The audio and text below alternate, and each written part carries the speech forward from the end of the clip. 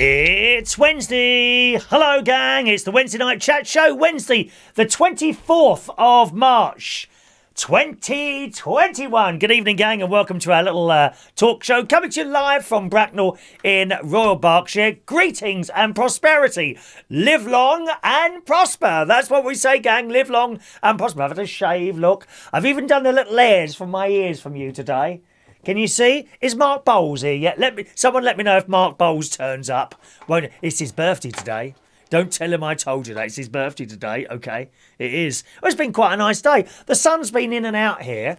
After my radio show, which I thought was particularly good this morning. It's not often I'd say that. I'd listen back to my radio show, but it's very sad, really, isn't it? Listening to your own stuff. It's a little bit embarrassing, really, but it's the best thing on the radio, so it's obvious that I would listen to it, you know what I mean? So I'm off with those in my ear holes, and off I went, and the sun was in and out. But, of course, it's warmer now than it was, like, 4 weeks ago, and I still keep making a mistake, because when you leave the house, it's a bit cold. You know, the moment you step out, you feel, oh, a little bit chilly today, so I've got, like, the thick hooded top on. It's my favourite, most warm top. Which, funnily enough, I didn't even have to buy it. Someone left it at the pub years ago. And what happens with stuff like that? You leave it there for months. No one collects it. There you go. Someone can have it. And that's the one I wear. And I keep making a mistake of putting that on. And then after about half an hour of sort of moving around and leaning over to pick up bits and pieces, it's too hot. So then it comes off and you kind of tie it around your waist, but it's not good because then it's hanging around your bum all the time. And, you know, prospective clients can't see my bum as I bend over. I mean, what's the point of that? You know, what's the point of that? Anyway, so I went out my litter pick today. Well, I was shocked. Even I was shocked today, right? I had identified a new area for cleansing on my Keep Britain Tidy litter pick, I am now a member of Bracknell Volunteers Association of Litter Pickers, right? And we get these red bags to put the litter in. And I've gone down this path where I'd identified areas. So as soon as I got on the path, I noticed there was a bag in the bush. Bush in the bush. There was a bag in the bush, right? So I'm leaning over and there's brambles. That's why you've got to have good boots on. You can't go out in a pair of trainers doing this. You need decent boots on.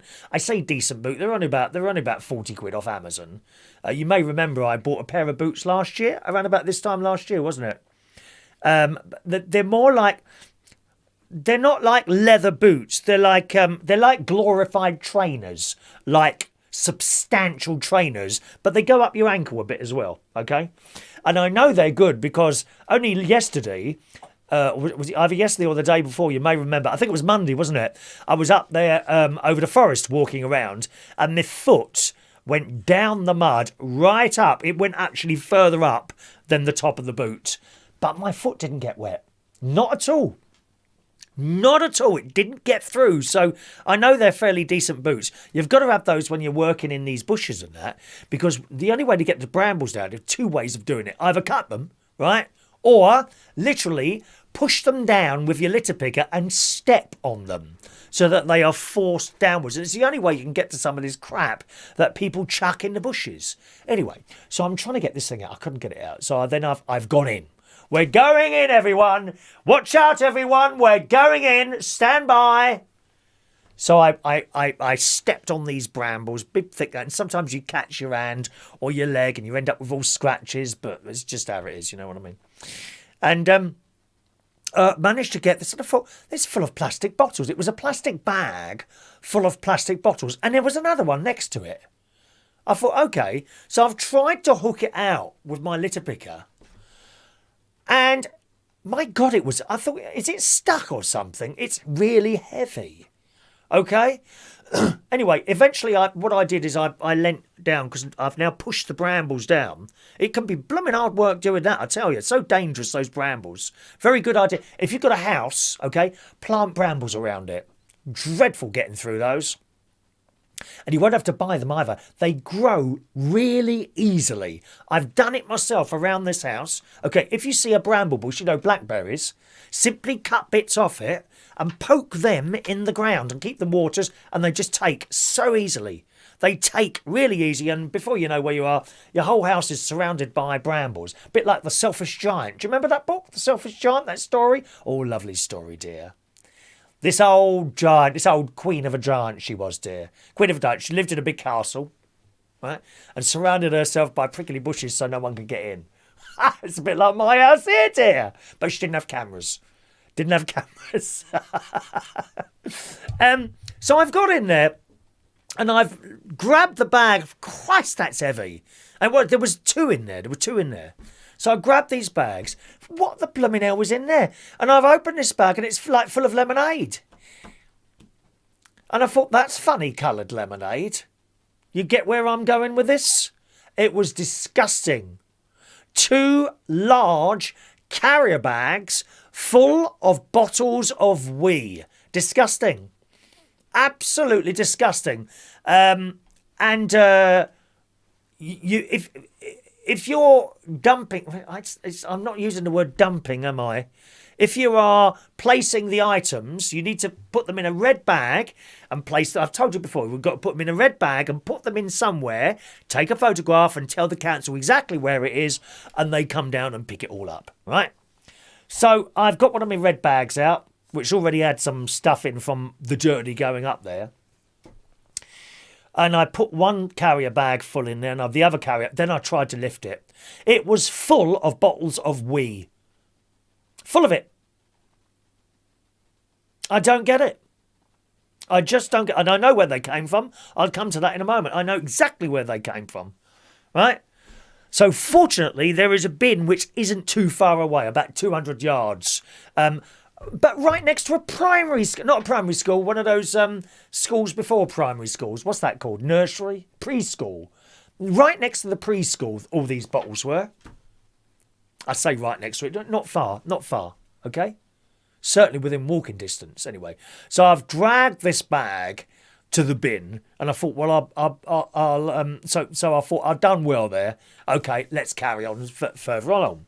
So I've gone along the bush a bit more. Well, this time there were just loads of bottles, not in plastic bags.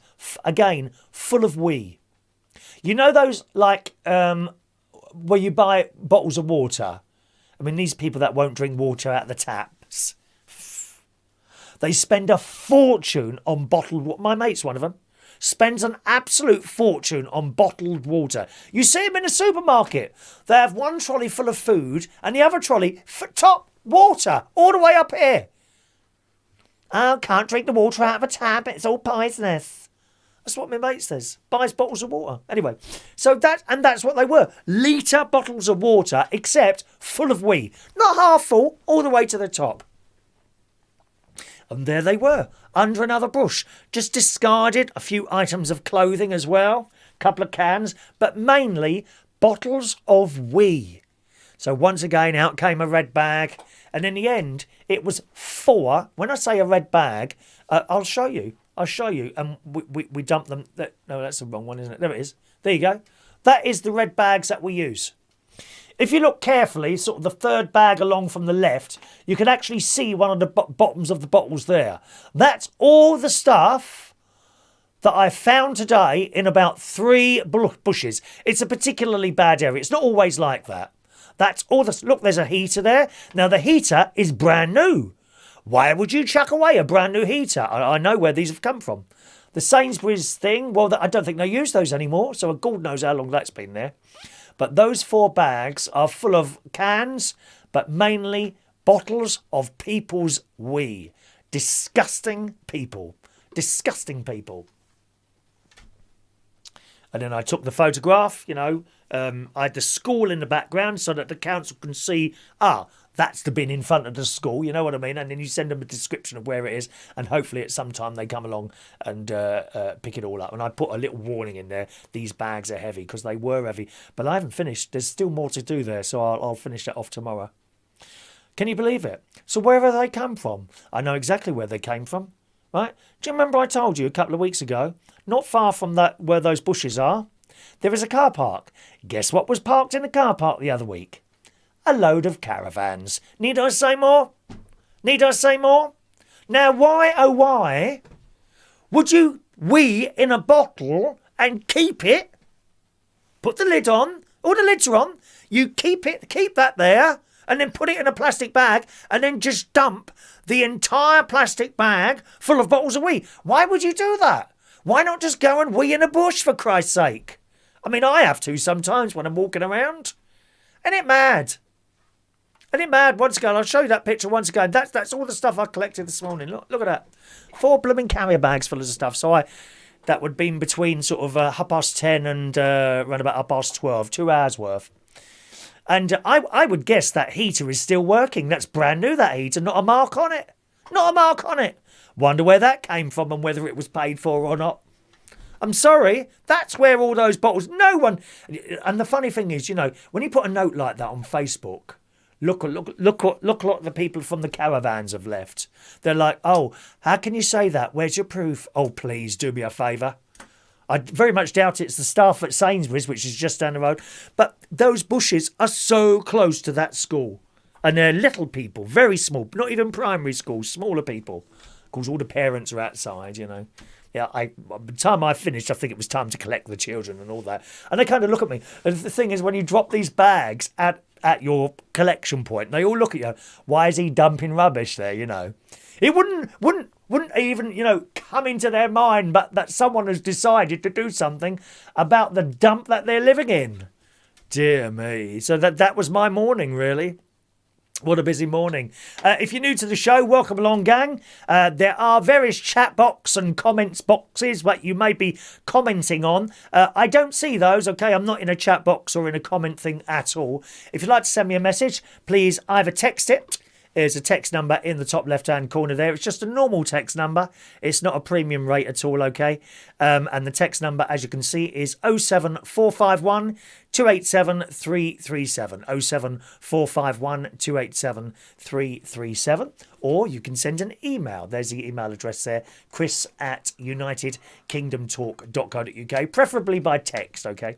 But if you want to send an email, you can do chris@unitedkingdomtalk.co.uk. Some of your texts coming in this evening. Good evening to Mike in Brighton. Evening to you, Mikey, baby.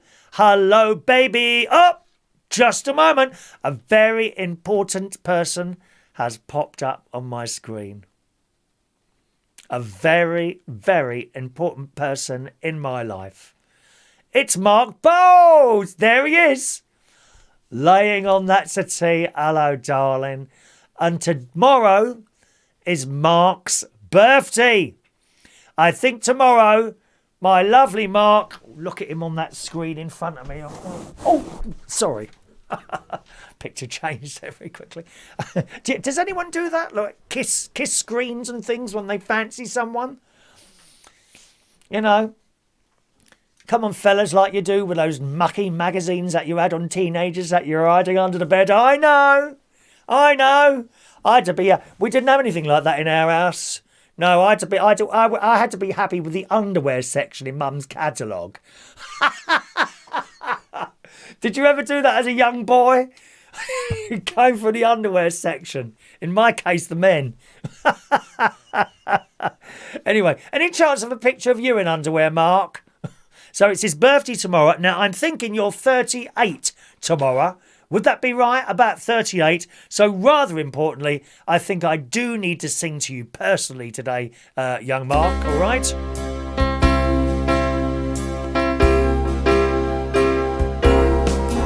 Happy birthday to you. Happy birthday to you. Happy birthday, my Mark. Happy birthday to you. There you go, darling. I mean, you see, I don't have your address. I was going to turn up in one of those, those cakes that you see, great big cakes, and there's someone hiding inside them. I was going to put one of those outside your house, and then you would have come out the door and there would be this thing. I wonder what's in there. And as you got to it, I was going to burst out the top in a small pair of Speedos for you. But I thought Tina, because it's a bit near the kitchen, your front door, isn't it? I thought to myself, Tina might stand by with a bleeding knife or something and knife me as I come out of that thing, dear. Or worse. Be standing there with the electric mixer. She might mince me to pieces with the electric mixer. Very frightening. Happy birthday, Mark. Are you 38 tomorrow? 38 tomorrow. You know. Wow. Gosh. That's a good age. 38 is a good age. My favourite period was 32 to 47. That was my favourite period of my life, I think. So far. Perhaps there'll be something round the corner. Not on the BBC, there won't. Thank you, Mark. Happy birthday, darling. Good evening to Pete Rimington. Good evening to you, Pete. Welcome along to the show there. Hello to the lovely Diane Jebb. She's always there, Diane. Evening, Diane. Hello to Ollie K. Good evening, Ollie. Back from school. Missing you in the morning, Ollie. Do you ever bother listening to the catch-up? Does anyone listen to the catch-up radio shows? Or not really? If you can't be there live, do you not be there? I just wonder, it's a matter of interest. Does anyone listen to sort of the radio show on catch-up at all? Just as a matter of interest. Good evening to Andy. Andy, long time no see. Hello, Andy. Nice to see you there. Nice to see you there. I didn't see that, what was it, Ginny and Georgia, I think you mentioned the other day. But at the moment on Netflix, I'm watching The One, which I am very, very much enjoying. I think I'm on episode 7 or 8 now. And The One, it's about like a dating type thing, except you don't use photos and biographies. Is that biography? Is that what it is? You know when they say, check my bio for details, you know, they shorten everything, these kids, and I don't know what the bleeding hell it all means. What they do is match up people's DNA. So you send a bit of your hair in, right? I think it's just your hair, maybe a bit of spit. Could you send me some of yours, Mark? Bit of spit, or perhaps a bogule from your nose. You send that in, and it's matched up with someone else, and that's how. And then you meet them, and it's also supposed to be, happy days forever and ever. I don't know how well that works at all, to be honest. Not quite sure. Could that work? You see, I don't see how that could work, because surely you'd like match up with some. You'd kind of match up with your family, wouldn't you? What if you sent something in of you, like a piece of your hair, and then your sister sent something in? You'd match up with your sister, wouldn't you? I suppose. I don't know if that could work, like DNA matching. But that's the programme. It's called The One on Netflix. Very, very good. I also, last night, I watched the best ever episode. I keep saying this every week now. The best ever episode of Holby City last night. They got Cameron. After over a year, they've got him. Bye-bye, Cameron. Evil git. Evil. Evil. They've got him at last. Bye, Cameron. A great episode. Fantastic. Holby City last night. And then, what I like to do on a Tuesday night, my final thing that I watch on a Tuesday is always Snowpiercer. Okay? And I went on there. No episode. Where's the episode? 2 more episodes left, and they're going to release them both next week. Why we didn't have one this week, I don't know. Could it be they're just like making you wait? I don't know why. Maybe it's not completely edited yet. I don't know. But there's only 2 more episodes of this series. And don't say season. That's very American, dear. We are British, darling. Land up. Never be fearful to fly the Union flag, dear. The Union flag. Even if Naga Munchetti and Misery Guts Charlie take the mick. Oh, I do hate him. I can't bear him. That Charlie. Hello and welcome to BBC. But oh, what a miserable bastard. I'm sorry, he is. He is. I forgot what I was saying now. What was I saying there? Oh, I can't remember now. Something about the Union Jack, wasn't it? Snowpiercer. No, can't remember now. Anyway, there were 2 episodes left. Why they've not put this week's one on, I don't know. But they both come out next week, like a double finale type thing, I suppose, something like that. So no Snowpiercer this week. So I was left hanging last night. Got to 11 o'clock. Thought, well, I just watched that before I go to bed, and it wasn't on. So then I started flicking around YouTube videos. I like Dragon's Den ones. Was going to talk about a couple of them this morning, but never got round to it. Do you like Dragon's Den? Deborah Meaden. We like Debs. Hi, I wonder what she'd say if I called her. Hi, Debs. Oh, it's Deborah. Oh, beg your pardon, Deborah. There's a lady who doesn't need to go to the facial clinic, does it really? So that's what I'm watching at the moment there, Andy, okay? Good evening to Jason Hughes. There's our Jeff. Good evening, Jeff. Jeff's here, my fellow caravaner type person. Jeff says, hope you're doing well. Both of us are. Regarding the bottles of pee, there isn't a tannery around there, is there? Because years ago, pee was used in the tanning of leather to make it supple. Is that right? Oh. So you mean to say if someone's got an old belt round them, it's likely to be caked in people's wee? Or these people must stink. How awful. Dreadful. There's Mark Bowles. It's his birthday tomorrow. He says, hi, Sugar Plum. Da, da, da, da, da, da. Anytime you want me to wear a little ballerina outfit and come round, just let me know, Mark. Okay. Michael Lawrence, good evening, Michael. Hope you're well and that you're keeping over the woods tidy. I certainly am. Woods yesterday, not woods today. I do town and woods now. I do both bits now. Yeah. Very busy, dear. Very busy. Good evening to Maureen. Hello, Maureen in London. Hello, Rachel Wheatland. Rachel listens on Catch Up. Interesting. Thank you, Rachel. I just didn't know who listens on Catch Up, if anyone, to be honest. Hello to Paul and Lou. Good evening, Paul and Lou. Chris, it's Lou's birthday tomorrow. Can you wish her a happy birthday as well? Only 43. Okay, I'll do you as well. No, not like that. Sorry, I don't. No disrespect. Don't be offended. Not like that. That's only for Mark. Do you know what I mean? But I will sing to you. Darling. Yeah.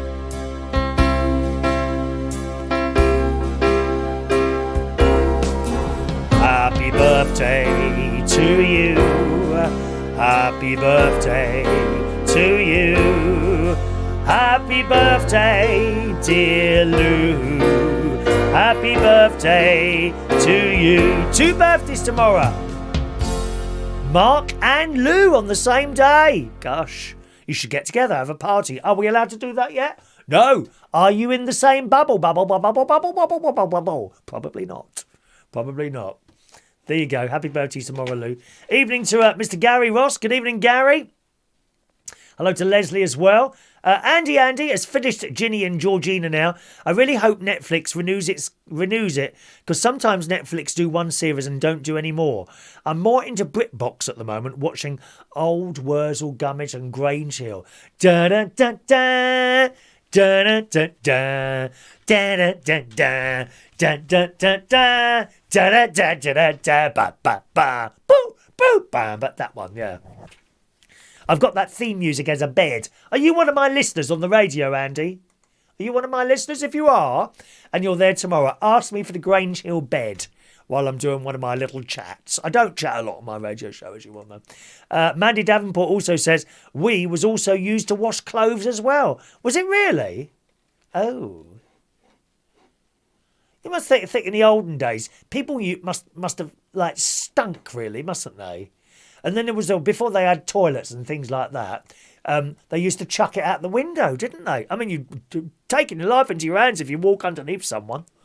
Just a reminder, gang, if you're in the chat box or using a message box of any sort, I won't see your messages. You need please to either send a text 07451 287 337 or use the email chris@unitedkingdomtalk.co.uk. We'll open the phone lines a little bit later on as well, just in case you want to call in. All right. Hello to Daniel Woodhouse. He's relaxing with a pizza and a beer. Is there pineapple on your pizza? You can't have a pizza without Oh, you don't have pineapple on pizza? Yes, I do. And it's very nice as well, if you don't mind me saying so. Delicious. Yes, mummy. Hello to the lovely Sherry Parrott. Don't give him the phone, Sherry. Don't give him the phone, darling. Hello to Sherry. It's lovely to hear your voice again. John and I are in the bedroom watching and listening to your show. Hello to all our millions of viewers all over the world. So thank you, Sherry. They move into their new house soon. Yes, excellent. Steve Murray never listens to anything on Catch Up. Always better live. Ari, the tanning on leather using we is where the phrase not got a pot to piss in comes from, as it was the very poor that used to sell their wee to the tannery. Did they actually used to sell their wee? Oh. Do you think that could be something that I could do? I mean, how much do you get for something like that? I'm always looking at new ways of trying to claw a little bit of cash in, dear, in these troubled times when there's nothing coming in, dear, nothing coming in. Evening to Mick Davenport, calling in this morning as well. Good evening to you, Mick. All right. Now, Prince Harry. Actually, we'll open the phone lines fairly soon now, okay? As soon as I've told you this story, lines will be open for your comment and deliberations. Okay? The Sun and many of the other newspapers this morning are reporting that Prince Harry has a new job. He's got a job. Wow. No, it's not in Asda. No. Why do you think it's in Asda? Does he like green? I quite like the colour scheme. My favourite colour scheme, I think, is Asda, actually. Asda and Morrison's. I like that bright yellow. I like the yellow in Morrison's. It always makes me feel very happy until you see some of the customers that are in there. Oh, God, that's even worse than Aldi, Morrison's. But I quite like the way it's set out. It's fairly clean in Morrison. Plus, they've got a toilet in there that you can use. And sometimes you get a little bit desperate, you know, with the IBS. Talking of desperate, oh, poor old Dom on Holby last night. He's got one of those bags now, but he's only had it just put on. And he's getting used to it, and it didn't work quite well. There was a little bit of a mess around it. I did feel sorry for him. He's so miserable, Dom. Dom in Holby City. Please write him out as soon as possible. That's why I say, my loves. Anyway, so here we go. Prince Harry has bagged a job, according to the Sun, and as the Chief Impact Officer at Silicon Valley Startup. And there he is. There he is. He's got a little council place, as you can see. It's not bad, is it? Is that the bath there in the middle? That's quite a large bath he's got, isn't it? That's their little place. Yes, gang, that's their little place in wherever it is they are. Is it California? California, here I come. He don't look very happy, does he? Wonder why that is. I thought he had a flat in Vauxhall, so he could go to all the gay clubs around there, no? Oh, come on, Harry. Won't be long before you realise, dear. The same thing happened to me. Takes a while sometimes. Doesn't always happen when you're 16. Well, it does, but you try and get out of it. It doesn't quite work, though, does it? The Duke of Sussex said he wanted to create impacts. Create impacts. Yeah, what? By living in a house like that, my love? Huh? Look at that house. Oh, see, now that would worry me. Because if there was like a torrential rain, all the rain would run down those hills towards his house, wouldn't they? There could be a tsunami. But don't worry, Meghan Markle would simply look at the tsunami and it would turn around and go the other way, wouldn't it, eh? She's got one of those stairs. The Duke of Sussex said he wanted to create impact after being named as part of the leadership team with Better Up Inc. Better Up Inc., a coaching and mental health firm in the US, and it's valued, the firm, at £1.25 billion. I can't get that figure in my head, billion. I can't. You know, when you see them, the government on the telly telling you, yes, and this has cost us £2 billion, and we're going to do this, and this is going to cost us £150 billion. I cannot get round those figures in my head at all. Just God. Anyway, the Wall Street Journal reported that the 36-year-old would take up the meaty... Oh, he's younger than you, Mark! Would take up the meaty role 1 year after he quit the royal family. Harry told the publication in an email, I intend to create impact in people's lives. Wow. Impact in people's lives. Perhaps he'd like to come on here, dear. I could have him in here. I'd be very happy to have him and Meghan in here. Have a little bit of a chat-et. We won't go on about the royal family. Just tell us about yourselves and what you've been up to. You know, I find that more interesting than all the nastiness and trying to trip people up all the time. But as a matter of interest, he's doing this mental, what is it again?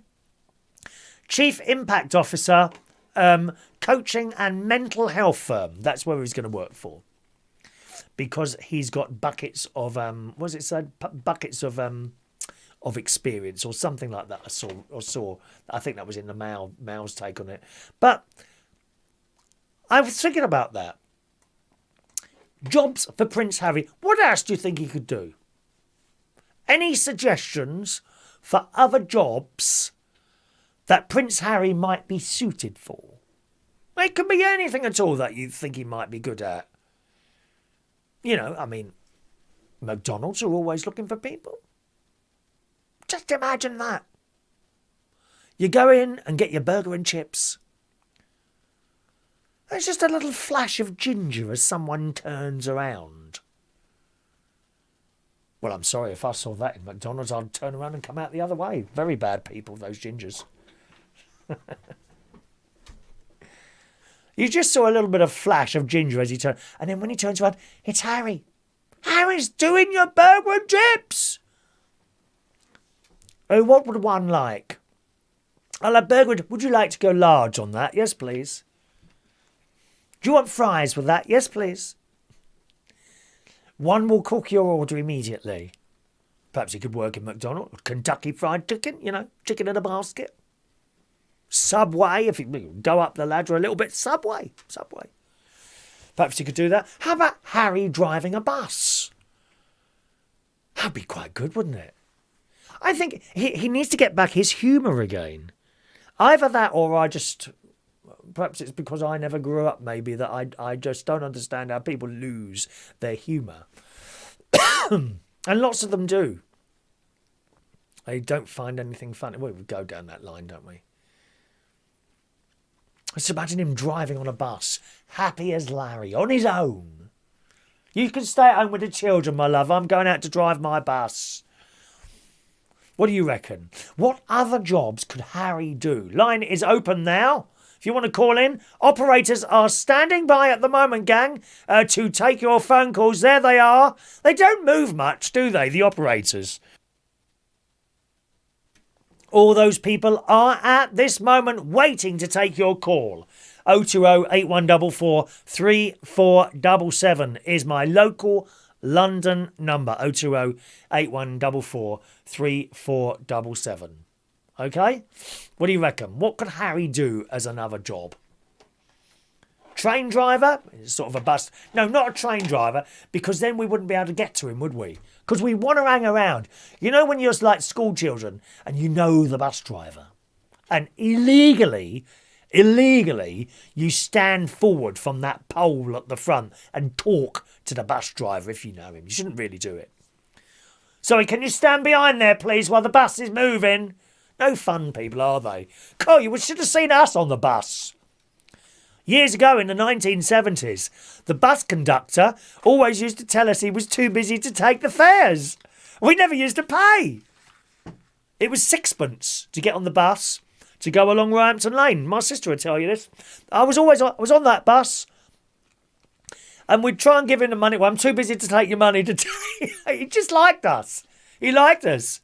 And he'd be swinging from these handles. Not anymore. Miserable people on those buses now, dear. I'm sorry, health and safety. We used to go running for this bus. It would be pulling off and we'd jump and end up on the little corner platform. Did you do that? Who did that in London? Number 72 bus it was. Went along Roehampton Lane. Was only on there for a few minutes, really. The bus took about 10 minutes. The walk was about half an hour, because obviously it keeps stopping, doesn't it? It was always packed, that bus in the morning, to the Sacred Heart Primary School. Yeah. And then when I started going to secondary school, that was a bit of a bus journey and a bit of a tube journey. I remember being so excited. The first day I went, because we all had bus passes. You got a bus pass so you could travel for free because you were so many miles away from the school. Two passes you used to get, a bus pass and a tube pass. Get the 85 bus from Roehampton to Putney Bridge Station. And then the tube, District Line, Putney Bridge Station to Fulham Broadway Station. Only 2 stops. That's how I used to get to school. And I always remember being so excited on that very first day. I went to secondary school on my own. I think my mum took me the first day. And then after that, she knew what to do. And there was no problem. Weren't worried about being mugged or abducted or anything like that. Queue up at the bus stop, on the bus, off we go. Fantastic. Except the 85 buses had doors. That was even more excitement. 2 doors that used to open and close like that. No, not DIY, dear. No, the driver used to open the doors, the same as on the tube. There were no push buttons, dear. Someone used to stand at the back, pushing the button to open and close the doors. Fantastic. We loved it. The bus doors would open like that, and he would pack 'em on, dear. None of this, maximum passenger business. Christ, you couldn't move on that bus. It was packed downstairs and up. There was people standing on the stairs. Not now. Oh, health and safety. Someone might fall over. Harry would be all right driving one of those buses, wouldn't he, eh? Good old Harry. Now and again, I think he'd touch the brakes so we'd all fall over, just for a laugh. Oh, can't do that. Health and safety. Boring people. Life is so boring now to what it was. Oh, yes, of course. Now and again, someone might get a cut or break a leg or die. But it was all part of the fun. Now everyone wants to be wrapped in cotton wool. Don't they? Oh, can you tell me? I know we got COVID and I know it's dangerous. Yeah, I've got a really serious lung condition and heart problems. Do you think I should get on a bus? Why do we have to tell you? Idiots. No, don't get on the bus then. Oh, thanks. I thought I'd better check. Why did you need to ask that question? It's just the stupid people. Stupid people. Good evening to Alan Ross, texting in. Good evening, Alan. Just joined it. Completely forgot you were on. How rude. Monday, Wednesday, Friday, 8 o'clock, Alan. Write that down immediately. Monday, Wednesday, Friday, 8 p.m. live on this channel. Millions of people all over the world. I'm lucky I've got time to read out your message, actually, with the amount of messages coming through this morning. Thank you, Alan. He says, I did hear a rumour Prince Harry and Meghan were planning to do a show on Reach on Air. I wonder if they have sung jingles. They won't have the sung jingles yet, Alan. They have to save up.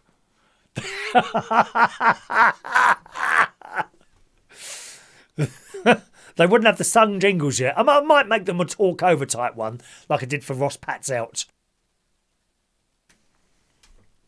What do you reckon, eh? They won't have sung jingles yet. No, I can't believe that. Reach on Prince Harry and Meghan in the daytime. Reach on air. Do you know how much those sung jingles cost? You'd be shocked if I told you. Thank you, Alan. Nice to see you. Alan's on the radio tonight. Midnight till 3 a.m. 3 a.m. The Alan Ross Show. Okay, reach on air. Mike in Brighton says, I can't stand Prince Harry. Well, he don't like you. Don't like you either. Don't like you, Mike. Sorry, doesn't like you. Told me personally. Did I tell you that? He rings me up regularly. Oh, hello, Harry. Now, are you sure she's the right one?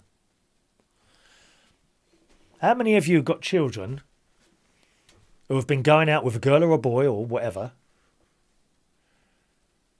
and you know it's not the right one, and you've said to them, is she, he, whatever, the right one? Yeah, of course she is. Yeah, of course she is, Mum. And actually, you know they're not. Do you know what I mean? Anyway, Mike says, I can't stand Prince Harry. He's nothing more than a money-grabbing, attention-seeking, unable to repeat on-air word. You text what you like to me, darling. I'll just leave it out. Don't worry, Mike. Looking forward to the mega earthquake, and hopefully he'll be swallowed up. Is it going to be a mega earthquake? Oh, that's Yellowstone Park, is it? Or somewhere like that. They're looking forward to an earthquake there at some point. Is he quite near there, then? Earthquakes. Oh, I wonder what they're like. I've never experienced one of those. My sister and her family has. Probably Rachel as well, actually. They had an earthquake up in Lincolnshire some years ago. And I remember my nephew was laying in bed with his girlfriend at the time. I know. Even before they were married. Before they were married. Incidentally, I have a very, very important announcement to make tonight. It's not on the little run-through thing or anything like that. I have been given permission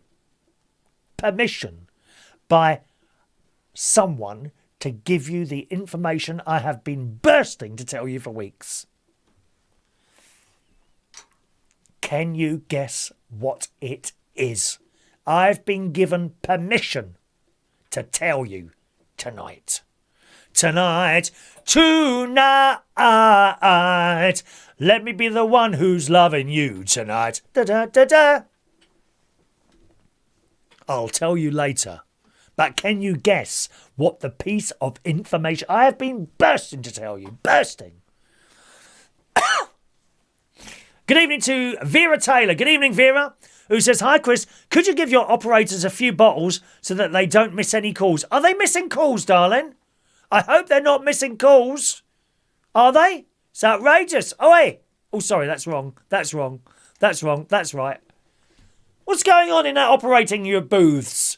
Hello? Is anyone doing anything in there? Lazy cow, that one on the end. See that one on the left? She don't do anything. She's always got the same pic. She's playing computer games, look. What am I paying these people for Christ's sake? 0208 144 3477 if you want to call today. Andy says, I wouldn't want to provoke Harry because Ginger snaps. Ginger snaps, very good. Good evening to the delightful Weird City Citizen. Hello to you, sir. He's got bloomin' stinking Harry. I'm done with him, Chris. What, wouldn't you get on his bus? Ding, ding. Hold on tightly, please. And Adam the plumber. Good evening, Adam. How are your pipes today, my love? Adam says Harry could be a lookalike as himself and you could hire him for parties as a waiter. Or we could do that naked waitering, couldn't he? You know that naked waitering? They do. It's not completely naked. What they do is the boys put this thing on, but they've got nothing on their bums. And you see these delightful little naked bums walking around. Yes! I could do that sort of thing myself, to be... Yeah, I think I could do that sort of thing myself, to be honest. It's all right. I mean, it hangs down a little bit now, but I might have a bum lift. What do you think? Should I have done something like that? I think you'd need a mortgage for something like that. Thousands of pounds, isn't it? Adam's also sending in his weight. So thank you, Adam. Anyone on the way in? It's time to send your weight in now. 07451 287 337. Let's see how you're all doing this week. And Adam is weighing in today at 9.5 pounds. Oh, Christ, what's that then? So is that's 9.5, 9... Okay, 9.5. So 5, 6, 7, 8, 9. So according to this, you put on 4.5 pounds this week, Adam. How have you done that, love? Wow. It's going in the wrong direction, love. You need to take action. Don't let it get to 20. Do not let it get to 20, love. So he's gone up 4.5 pounds this week. Has Royston done? Let's have a look. Royston this week is now weighing in at 15 stone 12. So he's also gone up a pound. Don't worry, boys.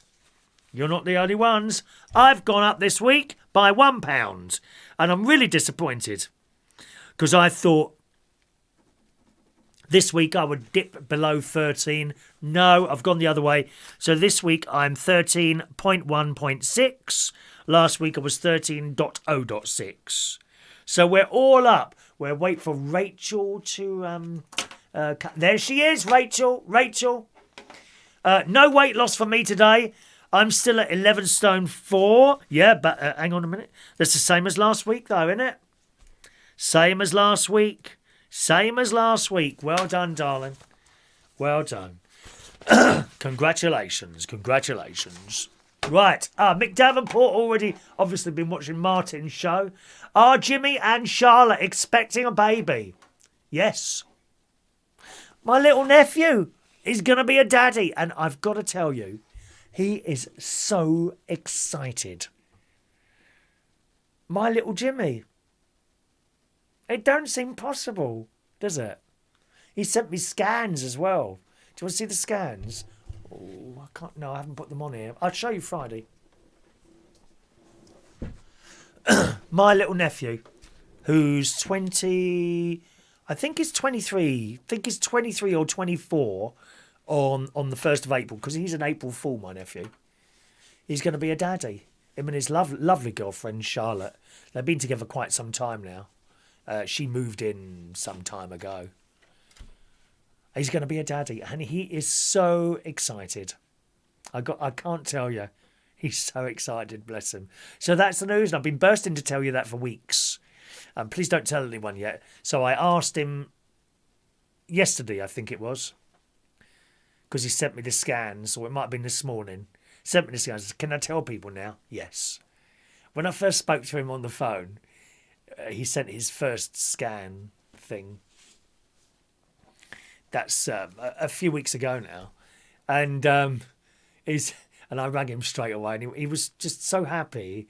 And he said the picture of the little baby. He said it's only a centimetre long. That's how they start, though, and then they get bigger and bigger, don't they? I'm still getting bigger now, actually. I don't think I'd like to climb back into a womb, though. Smelly places, I would imagine. Not for me, really. Oh God, no! I feel quite ill now. Oh, you know. And I think, given the choice, I think I'd want to come out as a caesarean section because I don't like.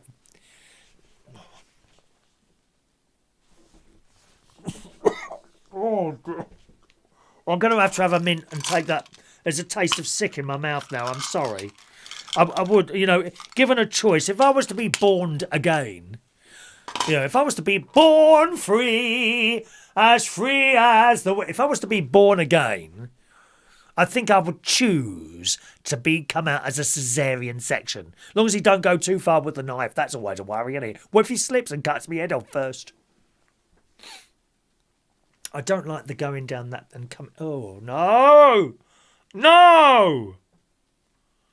You could end up with a hair in your mouth. Oh, no, don't! Don't even go there, dear. Oh, I feel quite ill now. Good.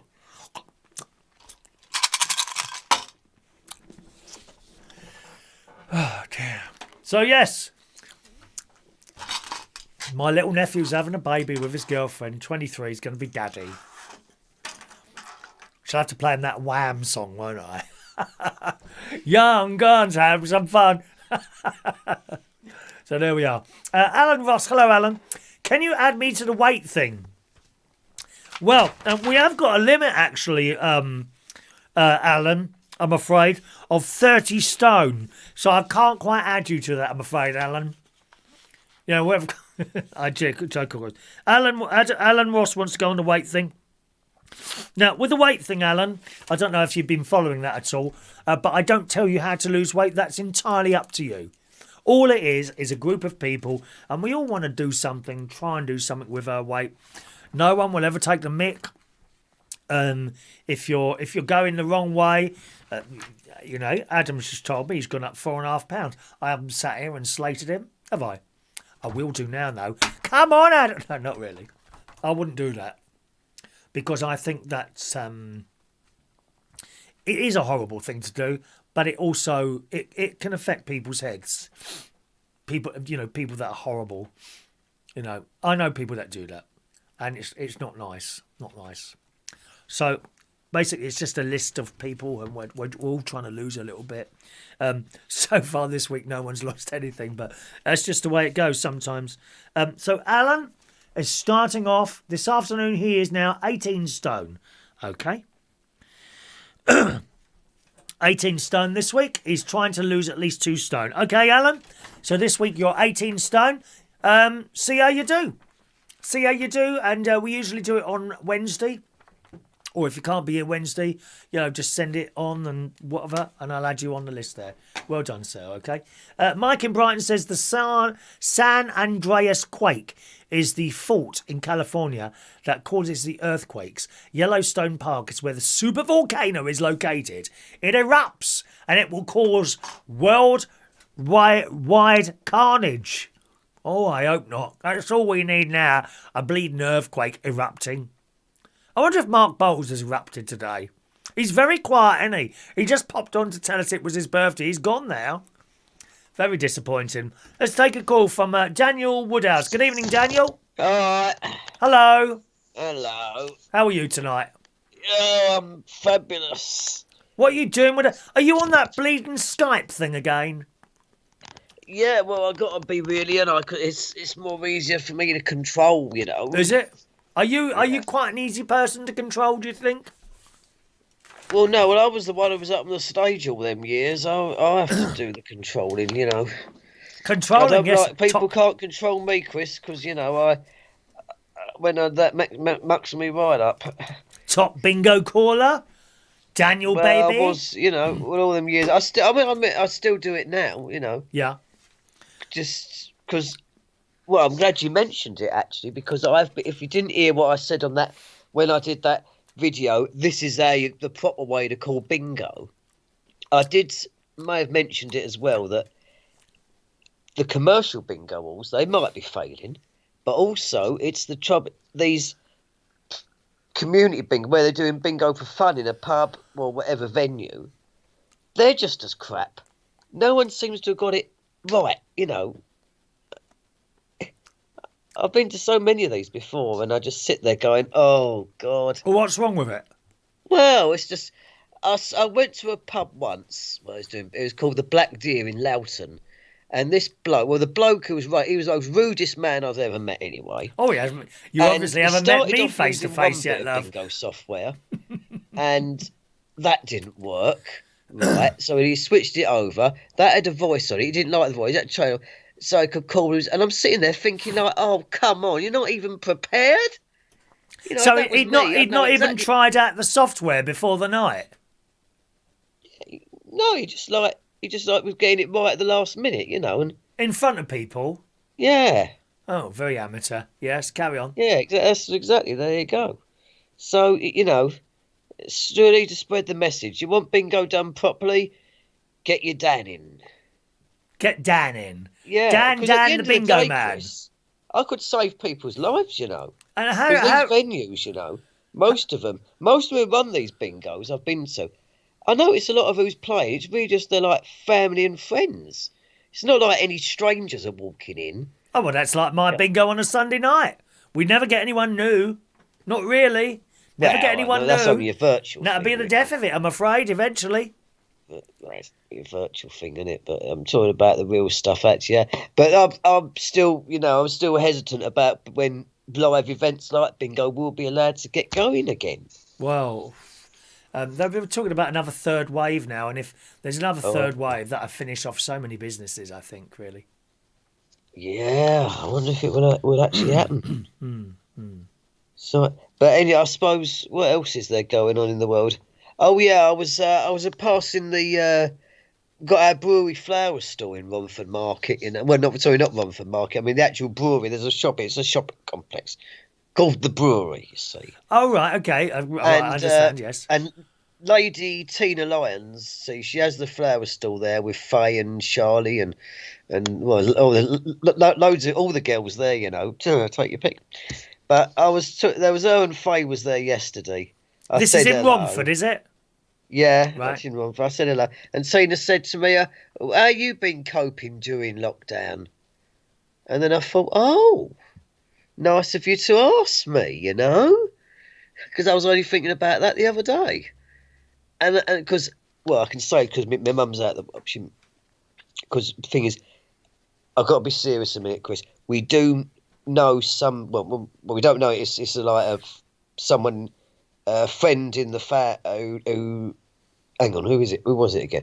My cousin's best friend, who he was at college with. Yes. He committed suicide, right? Right. And we don't know if that was over the thing of lockdown.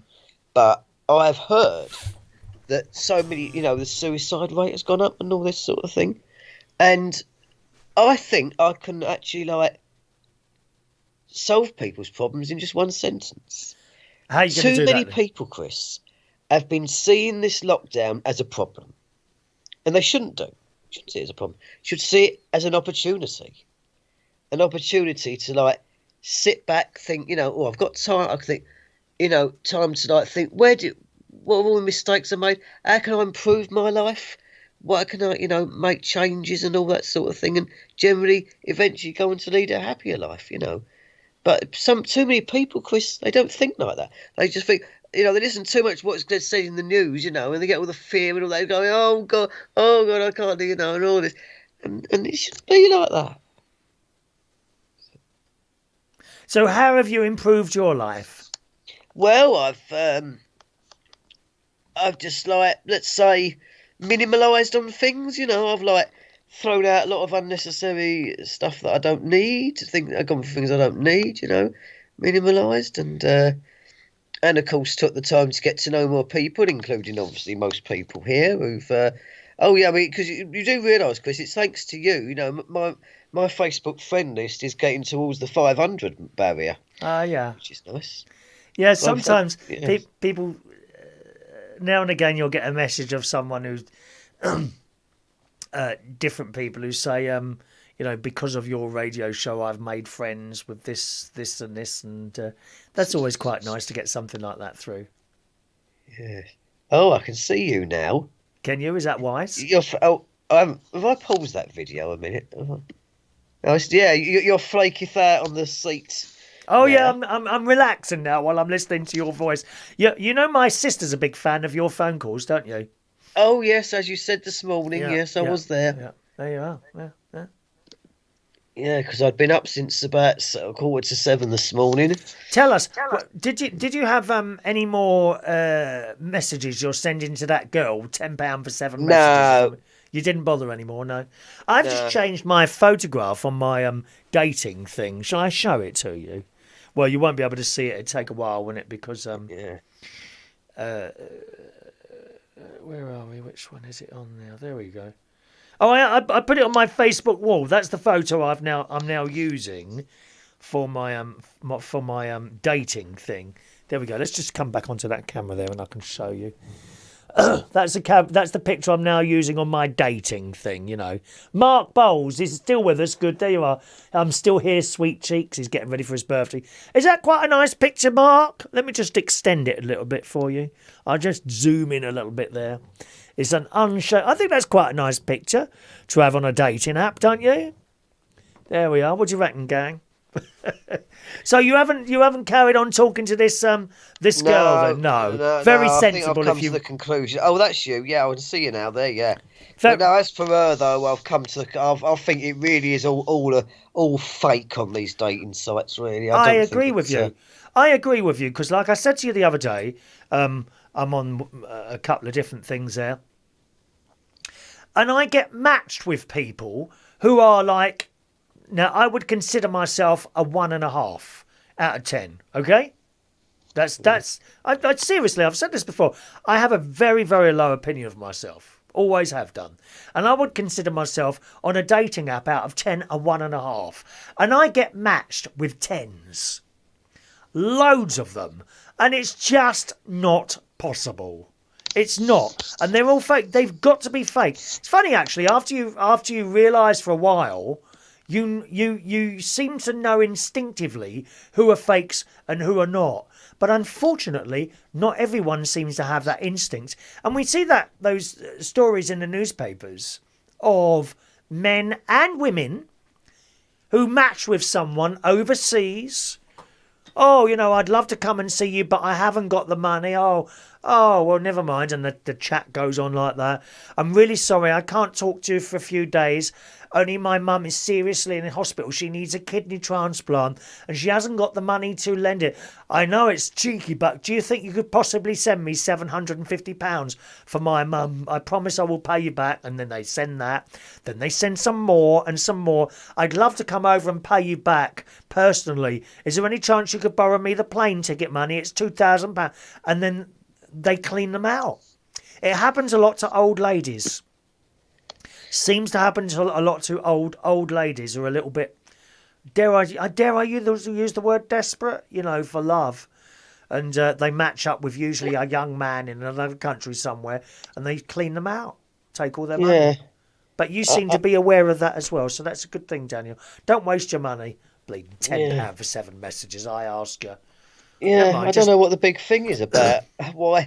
I mean, you say about old women mostly. Well, I suppose you was mostly going on foreigners there, weren't you? What do you mean?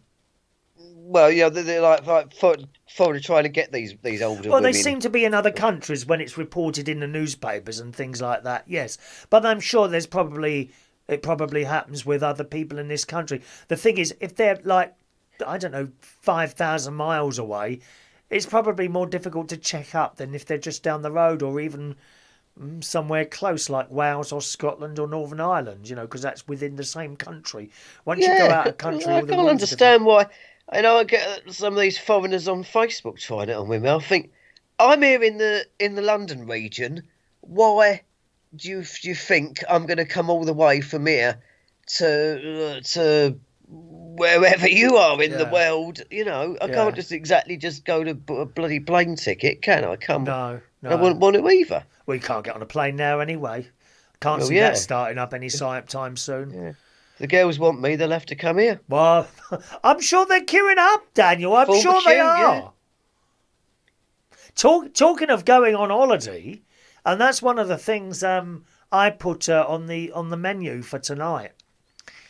You know, UK holidays. I'm not being funny, but I've been watching the telly and the news for some time now. And they keep going, oh, it's really terrible. People aren't going to be able to go on a holiday on a foreign holiday this year. They're going to have to go on holiday in the UK. And I'm sorry, but they say like that's a bad thing. You know, I do get sick to death of TV programmes, mainly the news, and they actually run down their very own country that they're supposed to be broadcasting to, include very big on that the BBC, dear. Honestly, it's awful. It's like I was watching it last night. It was on there last night. I was saying, and people don't think they're going to be able to go abroad this year. Don't book a holiday. You may have to stay in the UK. But it's the way it was said. It's like, you know, that's a terrible thing. That you'll have to go on, oh, perish the thought that you'd have to go on holiday in your own country. And I've been on some wonderful holidays in this country. More recently, caravan holidays. I've got one coming up, hopefully, all things being well, at the end of April. Got a holiday coming up there. Now, it's only an hour away from Lincolnshire. With my nephew and his family, we've got a caravan. We very much doubt the entertainment venue will be open or anything like that. But it's only an hour away. And at the end of the day, it's a caravan in another area, right? Where there is a beach and like ice cream things and stuff like that. You know, what's the problem? Yeah. Just like that caravan. Please don't start eating. Howe. Don't start eating while you're talking to me. That's really rude. No, that's me beer. Your beer? Yeah. Oh, Christ. Do you have to be drunk before you come and talk to me then? Well, it always relaxes me a bit more. It's actually decent stuff. This is not lager, by the way. Oh, is it? No. Is it that? Is it the old White Lightning? Is it? No, it's called Old Speckled Hen. Oh, I'm always finding bottles of that over the forest. Is it you dumping them? Oh, I could never get down your way. Where have you been on holiday to in your life, Daniel? Well, mostly we went to, our most mainstay for holiday was that place called Wick Ferry, the Pontin's camp. Oh, I know Wick. Yeah. We didn't go to that Yeah. one, Wick Ferry. Yeah. We were there for from 85, 86.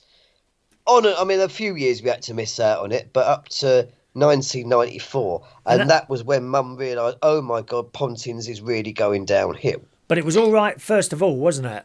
Oh, back in 85 when we first went there, lovely place. Yeah. But it was gradually they just started there, and eventually what happened was that last holiday we had in Wick Ferry, Mum said that was it. She wrote in and complained. All they offered her was just a free holiday. So the next year we end up in, well, what is now the most worst Pontin's camp for Breen Sands.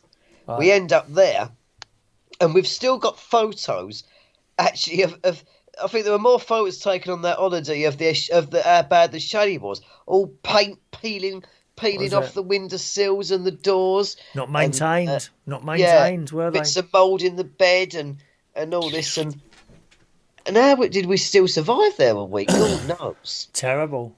It was. And if your listeners are interested, ITV News West Country actually devoted a whole show just to how bad Breen Sands was. They said, sod the rest of the news, we'll just do the whole thing about Breen Sands. Yeah. That's how bad it was. And then after Breen Sands, my mum wrote a second letter in, and she did actually just get a full, I think she got a full refund. I'll ask her in a minute, but sure it was that. But since then, the only other holidays after that, I think we had guest house in Boscombe. Yeah. Then...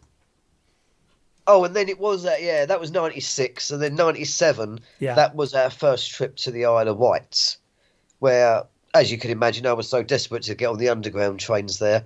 Mum and Shirley had gone out, and I actually wrote a note saying, if you wonder where I am, I've just gone for a ride, spelled R-Y-D-E. Oh, yeah. Yes. And apart from that, really, I've only ever really been. I haven't really had any proper holidays recently. I thought I've just been to. I've just been back to the Isle of Wight on and off. Have you? Yeah. Really, but- It just does annoy me how people run down the blooming country on the telly all the time. You know, if it's that yeah. bad, why don't you just piss off somewhere else if it's that bad? I'm sick to Yeah. death of hearing them on there moaning about the Union flag and all that.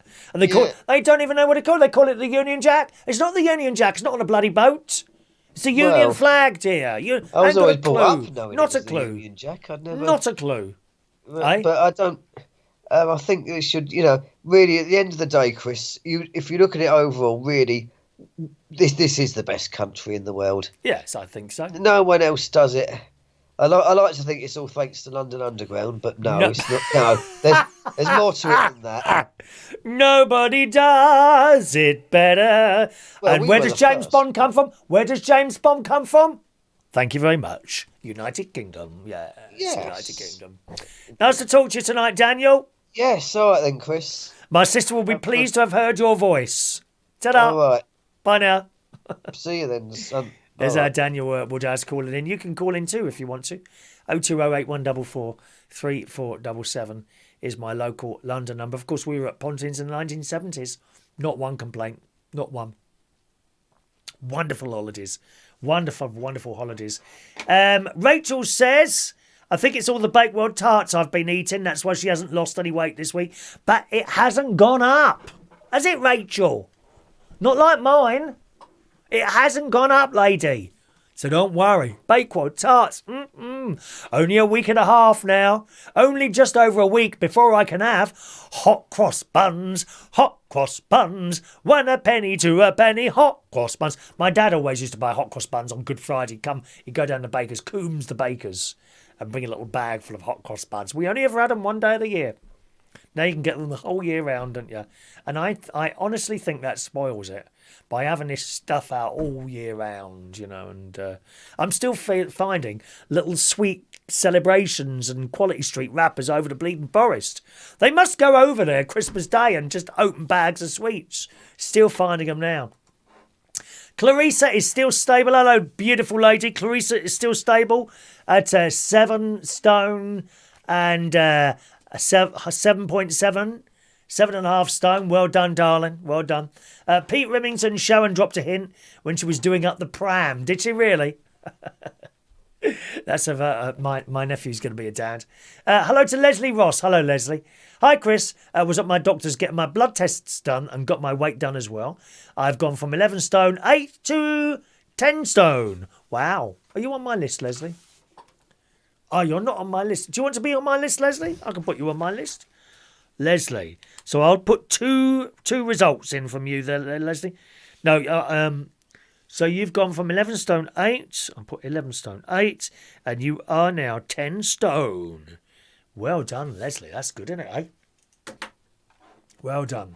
Mike in Brighton. Are you making a rude tape? How much sellotape do you need? And can you shake your maracas? It will be a treat. Do you want me to? I've got my maracas here.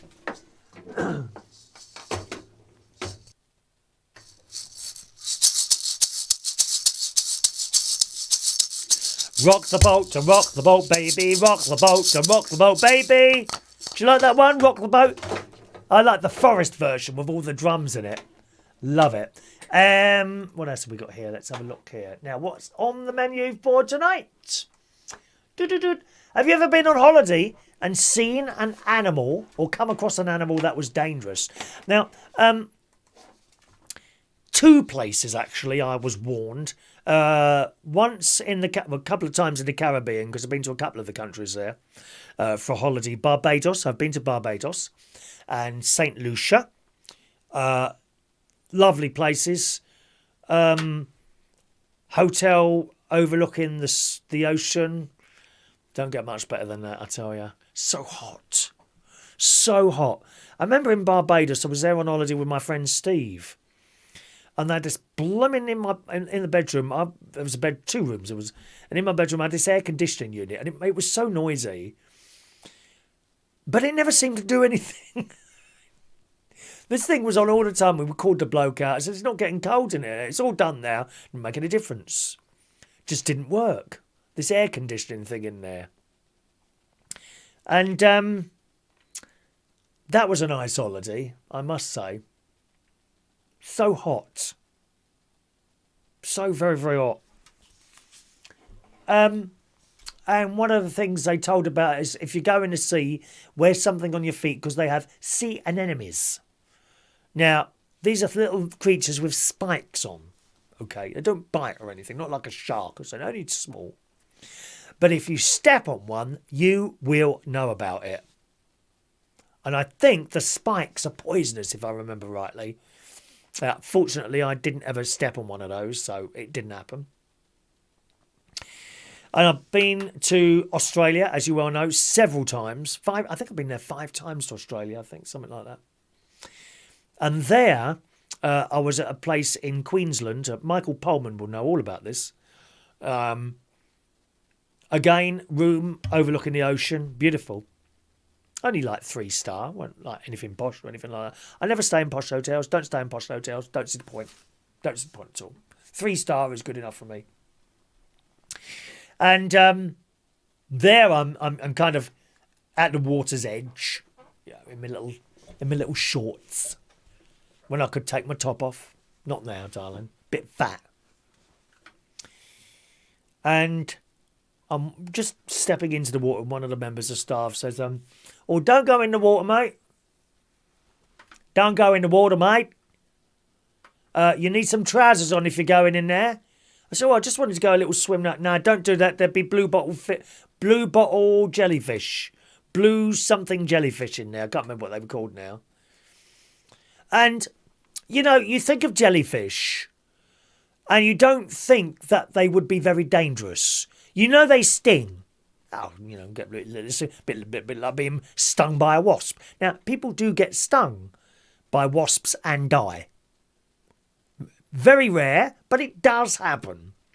So, I always thought of a jellyfish, you might I'd take the risk of getting a little bit stung, it doesn't matter. No. You can die from the sting of a blue bottle jellyfish. Really, very, very dangerous.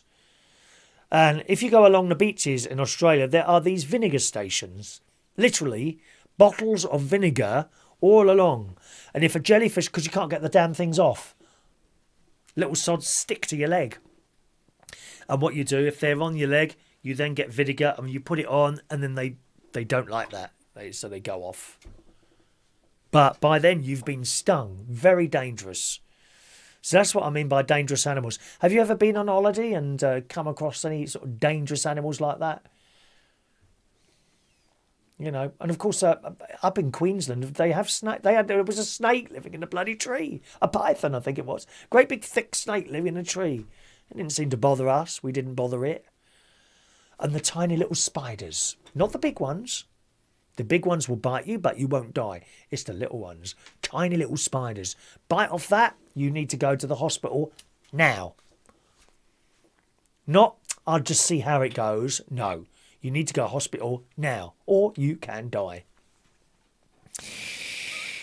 What about you? You come across anything like that? Because I came across a story from this lady who was on hospital. Who was on holiday.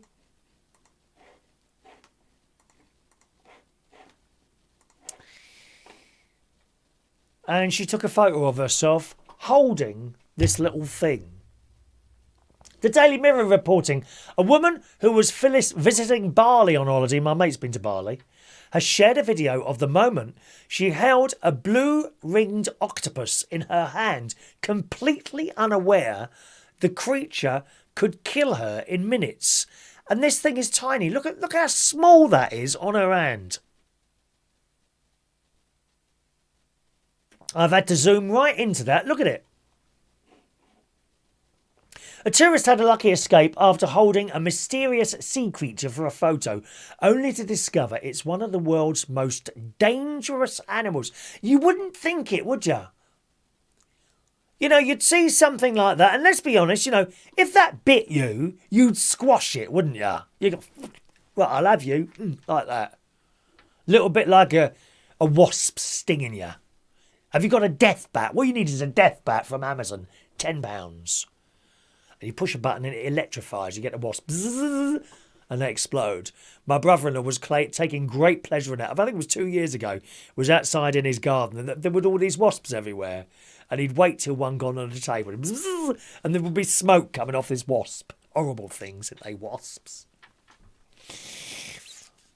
It says a video was shared of this lady holding a small octopus no bigger than the palm of her hand, with a brown body and dark circles as it crawled around, and others splashed it with water during a trip to Bali.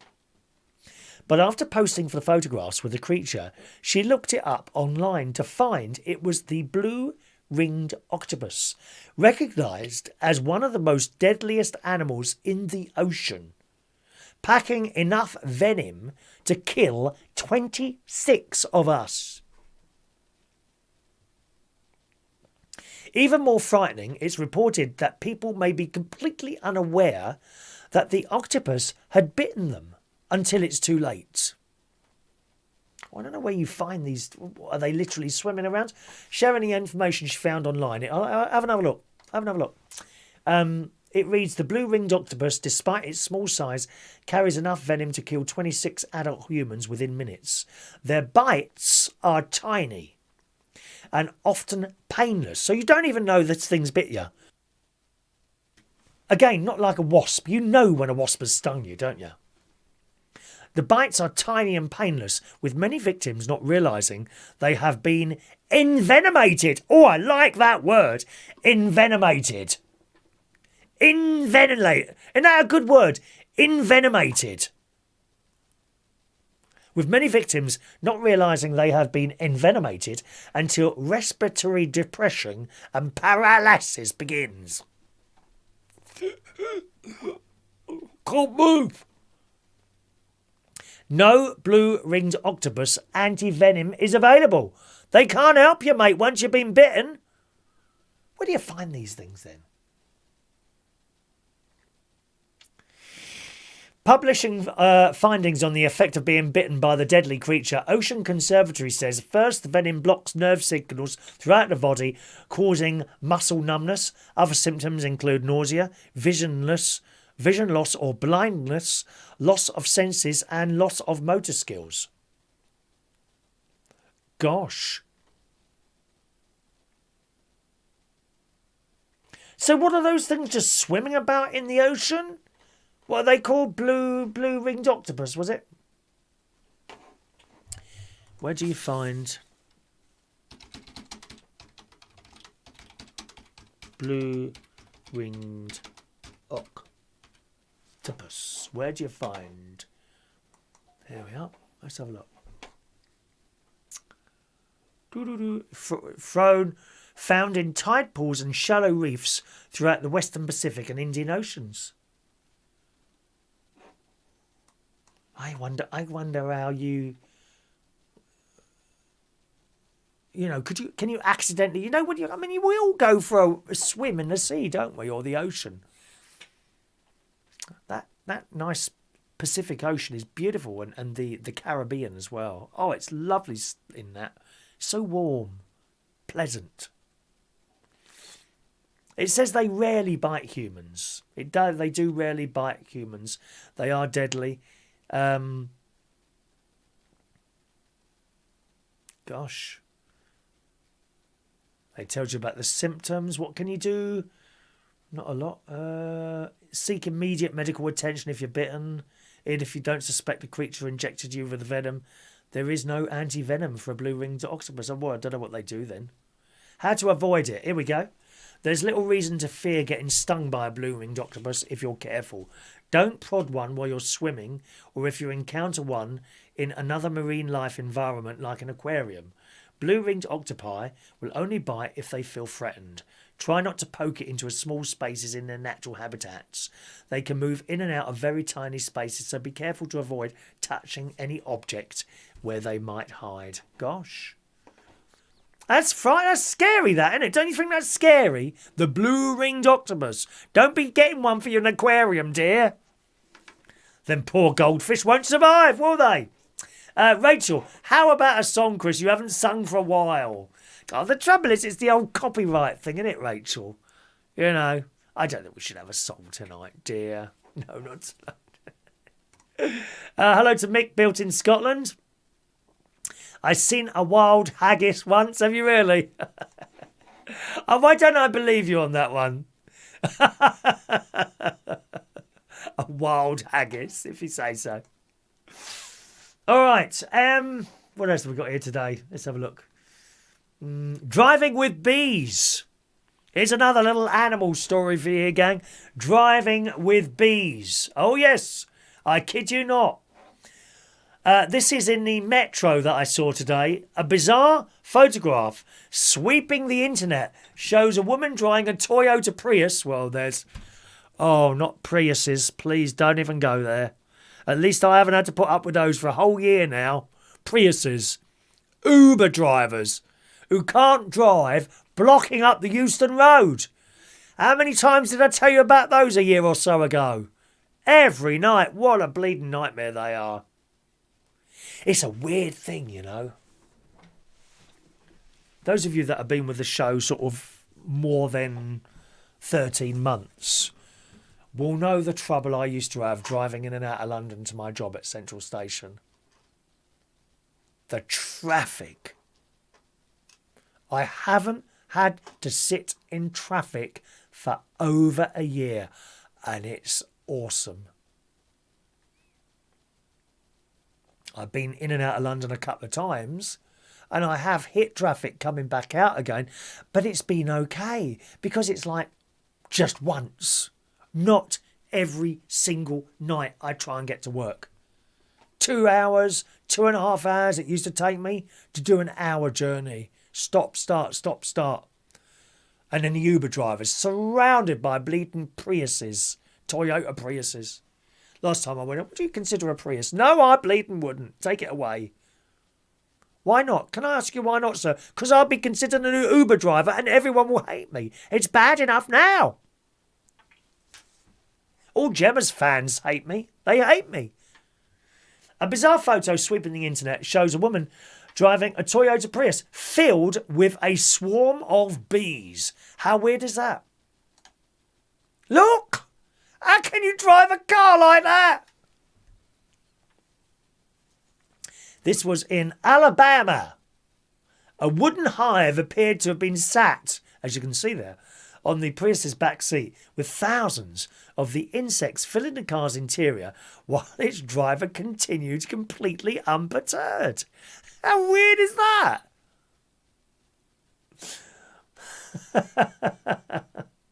The woman whose photograph was taken behind the wheel is even said to have been having a conversation on her phone while the bees buzzed around her. Someone said, I understand the hives have to be transported, but surely there's a way of keeping them contained. She was just chatting in her phone like it was all normal. I honked at her when I was behind her, thinking I'd save her, till I realised they were crawling all in her front seat too. I'm shook. I almost ran off the road looking. Bees usually only sting when they feel threatened, though, suggesting the woman driving the Prius was probably the beekeeper and that they felt comfortable in her presence. And I would go along with that. Mark says, I bet she had a bee in her bonnet.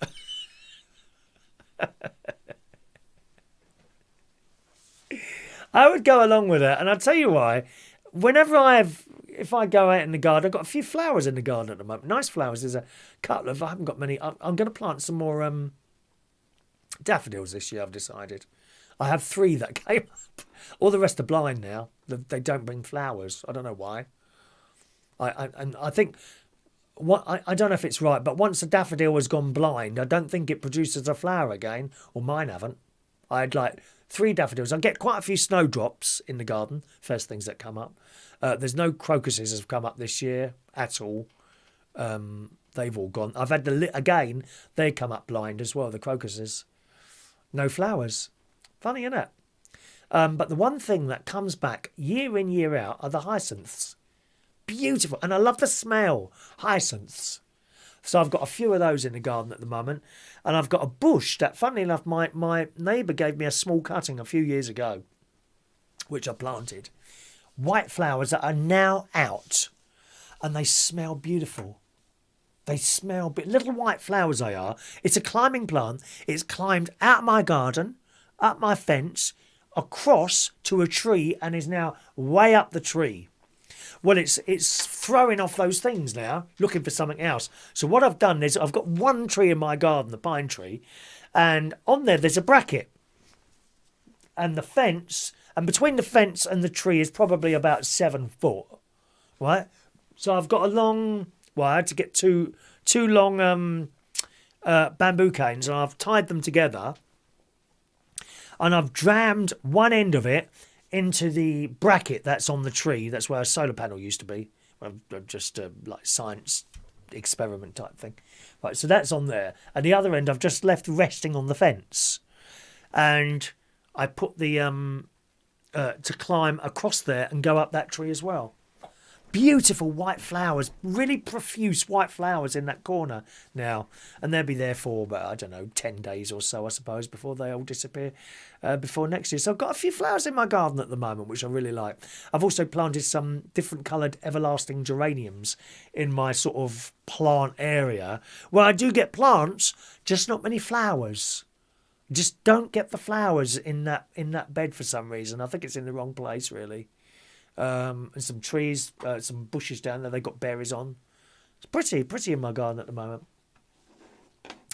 And with the bees, you see, I've gone up to bees while they're working away. They don't bother you. You don't bother them. They don't bother you. The best example I can give you, we have a place called something Gardens. Windsor Gardens, is it? Can't remember where it is now. Me and my mate went there a few years ago. It's not called Windsor Gardens. Can't remember, but it's garden places in Ascot. Wait a minute. In Ascot, near me. Hang on a minute. Let's see if I can find this for you. Oh, yeah, it's Gardens, Stanner, Hatchland, Manor, Simon. I can't find it now. Oh, how annoying. Where is it then? Doesn't matter anyway. So there's this garden place near here. And me and my mate went a couple of years ago. And we went at the time when all the roses were out. Thousands and thousands of roses. But not only roses, bees. You have never seen so many bees in all your life. And then you could hear them. Zzz, loads and loads of bees working away. Thousands of them. And you can see them all over these roses. Do they come near you? No. They're not interested in you. You don't bother them. They don't bother you. All they wanted to do was collect their pollen and their nectar, and off they went. Come back for a little bit more of a meal later on as well. They don't bother you, bees. So I kind of understand how that woman, if she's the beekeeper, then yeah, I mean, you wouldn't have that in this country if anyone, police people saw. I mean, I think if you was a policeman, you'd just let it go. You wouldn't want to ask the woman, could you open the window, please? If she's their mate, those bees are going to have that policeman, aren't they? He'll have a face full of stings. Very painful. Funny, isn't it? Clarissa says, hello, Clarissa. She says, saw a few alligators in Florida Everglades. Yes, I've seen alligators there as well. Don't think you want to have a row with an alligator. That being said, there's plenty of TikTok videos of people that work with alligators, and they're like stroking their chins and all this.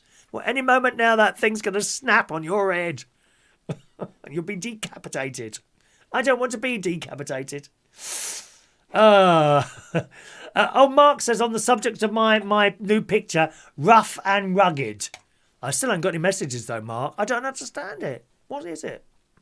Alan Ross, talking of bees, while I worked on the district line, because he used to drive one of the underground trains, Alan, a bee the size of a hummingbird entered the cab and I had to stop the train between stations until I wafted it out with a newspaper.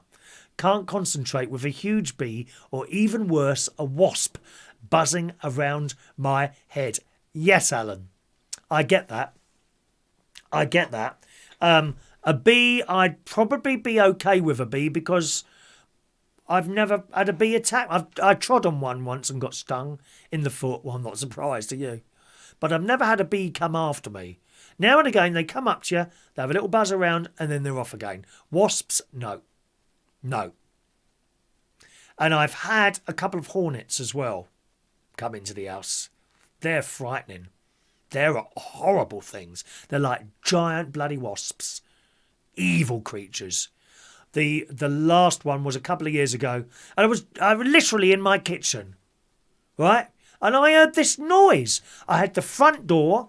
Fortunately, I had the front door and the back door open, and if you've got that, they're opposite each other, the front. So back door, kitchen, utility room, front door, right? I had them both. What the bloody hell was that? And then I looked up, and this enormous yellow thing was flying slowly, like a helicopter, flying through the house. And I thought, oh my God. And then the sound went. I thought, oh, it's gone outside. Thank God for that. This thing was enormous, and it was slow. It's like, it had nothing to worry about that. No one's going to attack that hornet. Frightening. My mate had one as well in his bedroom once. They were trying to go to sleep, and he kept hearing this buzzing noise. And if you're it's like a lot of mosquito. Now, they're tiny mosquitoes. I had one of those in a room when I was doing a DJing job in Italy. Oh, you want to see what I pulled there? All my mates took the mick. I must have been off my head one night. You should... Anyway.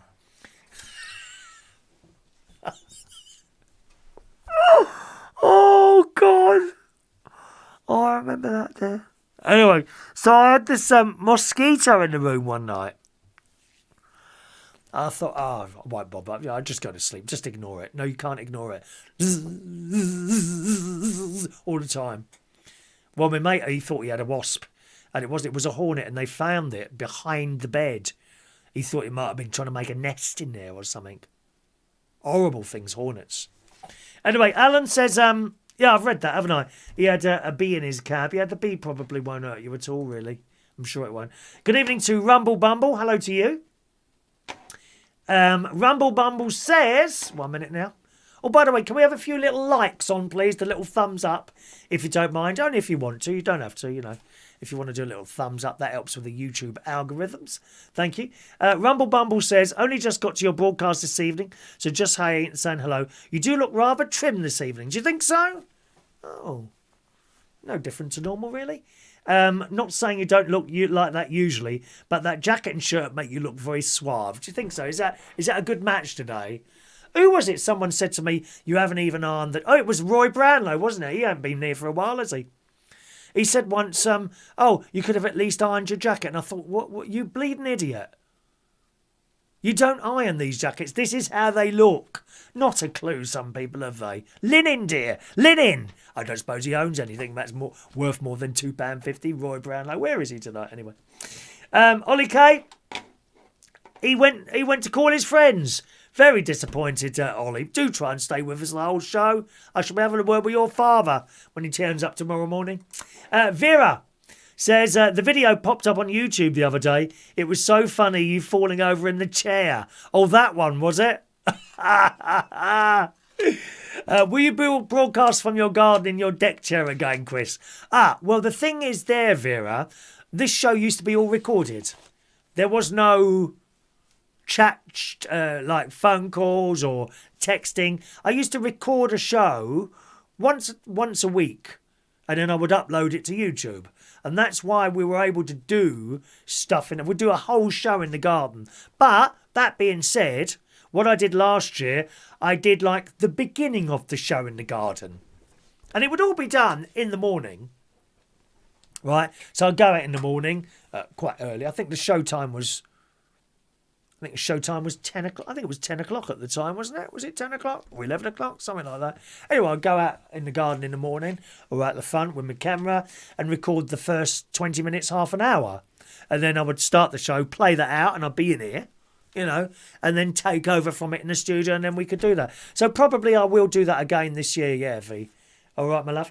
Fran heard today about Britain's Tiger Kings on the trail with Ross Kemp. Tiger Kings. Have I seen that? I can't remember if I've seen something similar to that, actually, Fran. Maybe I did, I don't know. Mike says, bees and wasps I don't mind. The most annoying thing is trying to sleep on holiday. Here we are. And a mosquito starts bomb diving past your ear all night. So annoying you can't see it. No, you can't ignore it, Mike. I couldn't ignore it. I had to turn the light on. And I couldn't sleep until that thing was splattered on the wall. Horrible things, mosquitoes. Wasps, mosquitoes. We don't like these things, do we? Just a reminder, gang, if you're new to the show and you're in a chat box and you're trying to talk to me on there, I don't see those messages, I'm afraid. I don't go in the chat box at all. Please send a text in 07451 287 337, or if you're abroad, better to use the email. We don't seem to get texts if you're in the USA. I don't know why. People have tried it. They can't get a text through, so just use the email and I'll pick up any of your messages there. All right, my darlings? All right. What to do with your toy boy lover once you've finished with him? Now, I say this, I just want to assure Mark Bowles, because he would be my toy boy, right? He would be my toy boy.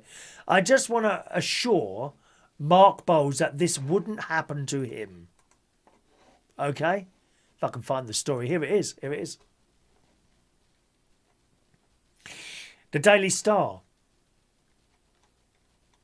A Russian woman.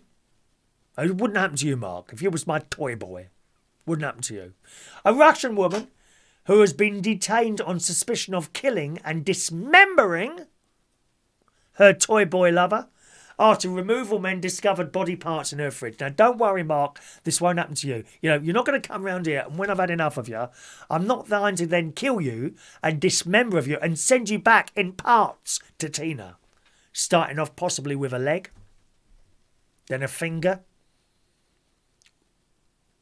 I could send her a little box each time. She could, like, added excitement to her life. You know, what's going to be in the box today? Oh, there's my heart. I might keep the heart here, actually, Mark. I might keep the heart here. Mother of one is alleged to have lived with the gruesome remains of her dead boyfriend for 8 days before moving the fridge to another area of her city in Krasnoyarsk. Staff from the removal company made the grisly discovery after noticed a pool of blood in the back of their truck, which they realised had been seeping from the fridge. There's another good word, seeping. 2 good words we've had tonight, haven't we? Envenoming and seeping. How would you use the word seeping, boys and girls? Put that in a sentence. After questioning the woman, they alerted the police. A local press report quotes a police as saying the fridge began to bleed on the way and she admitted the killing. What would you do? What would you do with a lover once you finish with them? It's got to be better than dumping the body. Or no, it's got to be better than... got to be better than just dumping them by text or something. What would you do with a lover once you finish with them? Any suggestions? Can we still be friends? No, you can't. Bye-bye. Oh, I'd really like to remain friends. No, especially if they've dumped you. Why would you want to remain friends with someone who's dumped you? Don't think so. Bye. Good riddance to bad news. That's what I say, my loves. According to the police, the pair had been drinking and started to argue. The woman then stabbed the victim with a knife in the chest area. In order to hide the traces of the crime, she dismembered the body bit by bit, packed it in bags and put them in the fridge.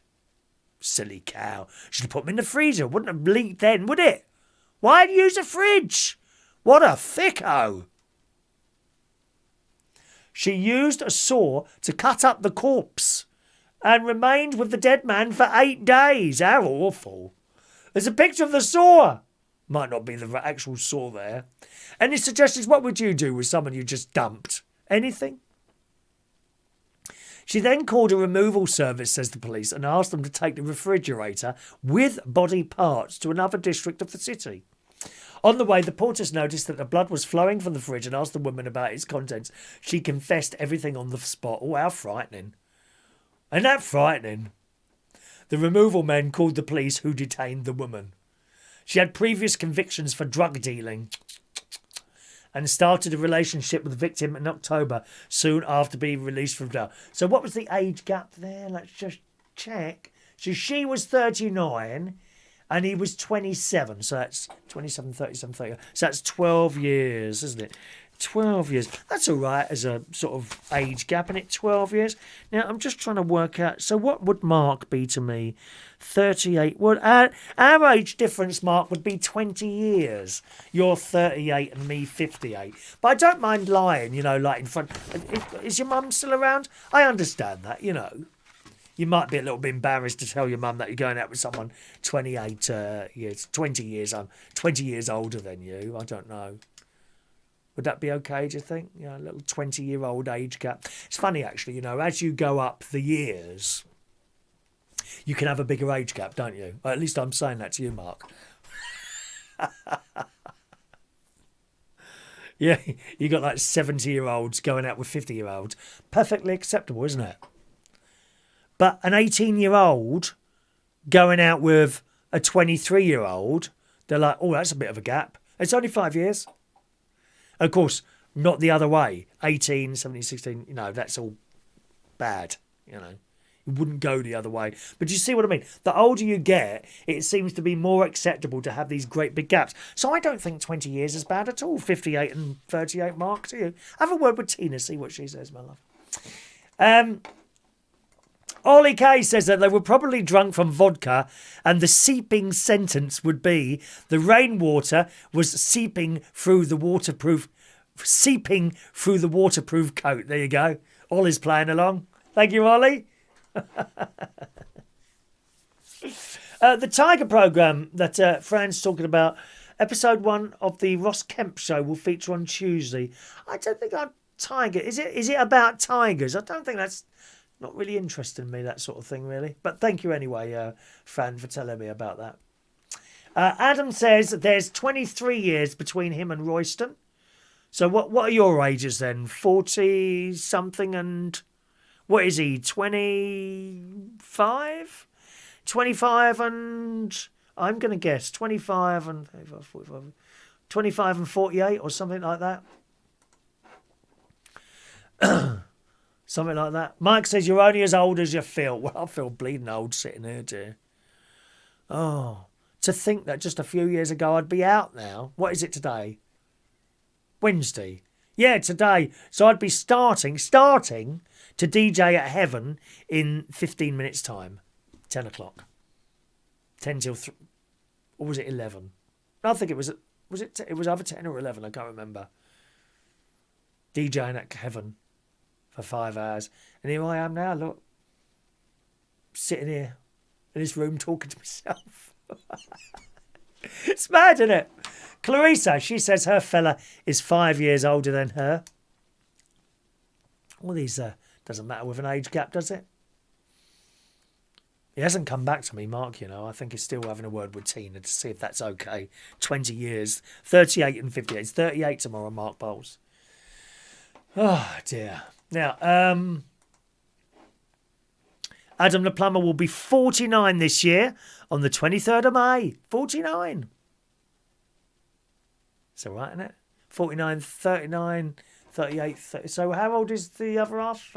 49, 39, 29, 28, 27, 26. 26 and 49. It's all right. Vera says, no Wi-Fi oven tonight. No, I forgot to put my stuff in there. I meant to put something in there before I started the show and I've forgotten all about it. Can you believe that?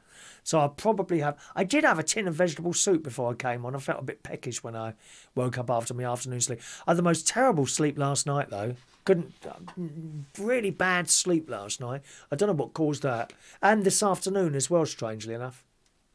Funny, isn't it? I'm wondering, I had this a couple of weeks ago. I've got some vitamin D tablets.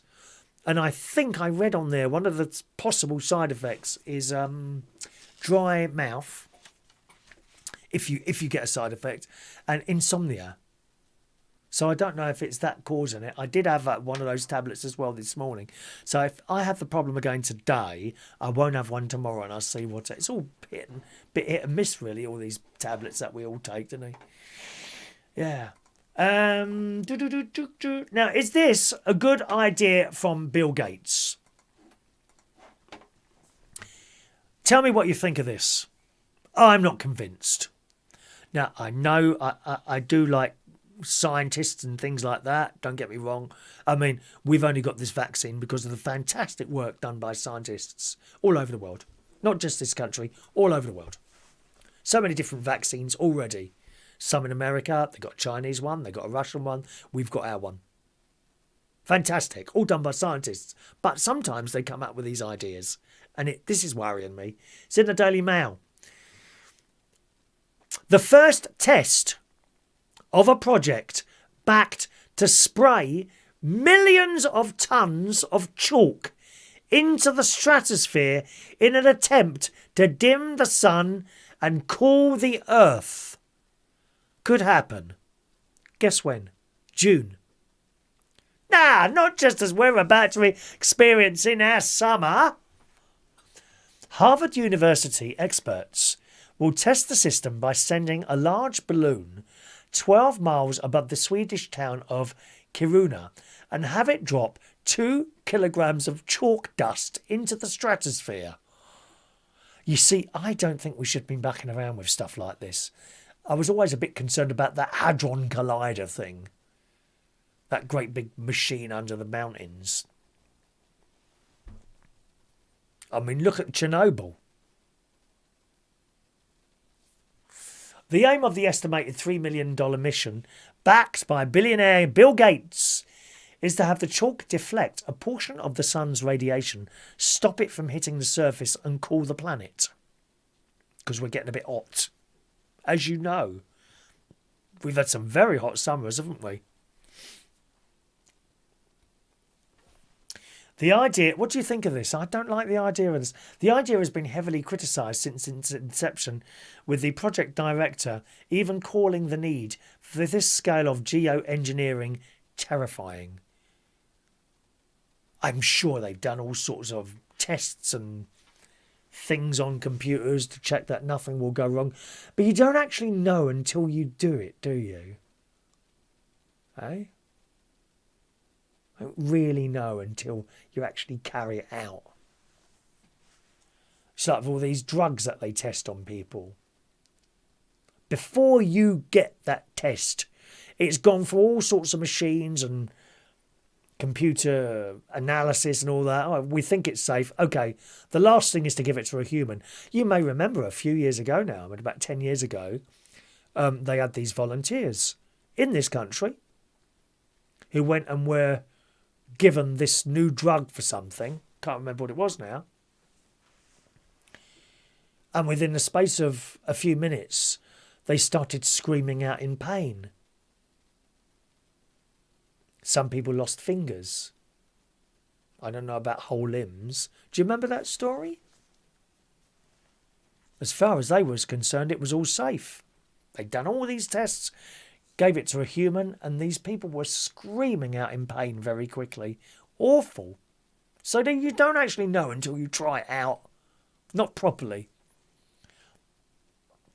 It says experts have warned that the unusual technique could be disastrous for weather systems in ways nobody can predict. Backed by a range of private donors, including Bill Gates, the test mission is launching from Sweden as they could offer a launch by the end of the summer. Do you think this is a good idea? I don't. The test balloon will lift 600 kilograms of scientific equipment 12 miles above the surface of the Arctic town. And if all goes well, about 2 kilograms of dust will be released, which, to be honest, doesn't sound an awful lot of dust, does it? 2 kilograms. No. This will then create a dust plume several kilometres in length, not large enough to have any effect on the intensity of the sun's rays hitting the Earth. During that first test, the team would gather information on how particles of dust react with the air. This could be then fed into computer models to determine what would happen if it were ever carried out at scale. So it doesn't seem an awful amount, but the idea is to stop the Earth warming up. I don't like the idea of that at all. Do you? Vera quite rightly says, what about all the tests we don't know about? Oh, I'm sure there's stuff going on all the time, Vera. Remember old not Dracula, what's the other one? Oh, Frankenstein. Remember the Frankenstein films? I bet that's been tried. People taking body parts, putting them all together and trying to make a new human or something like that. Little experiments with people's cells and things like that. We don't know what goes on, do we? Does make you wonder. It's like in the food. We don't really know what's in that food. You've got your list of stuff on the back there. Do you know what's in that food, really? Not really. Not unless you've grown that carrot yourself. And even then, was the seed genetically engineered? Don't know.